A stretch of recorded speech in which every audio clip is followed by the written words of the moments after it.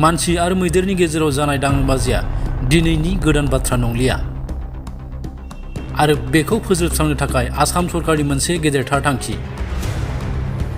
आसामाव मानसि आरो मैदेरनि गेजेराव जानाय दाङाबाजिनि जाहोनाव बोसोरफ्रोमबो गोबां सुबुंफोर आरो मैदेरनि जिउ खहा जायो। बेखौ नोजोर होनानैनो आसाम सरकारा मोनसे गेदेरथार थांखि आरो राहा लादों। थांनाय सानखालि आसाम सरकारा HaatiApp मुंनि मोनसे मबाइल एप्लिकेसन बेखेवनानै होदों। बे एपखौ आरनायक मुंनि बाय'डाइभारसिटि कनजारभेशन अर्गानाइजेशना बानायदों।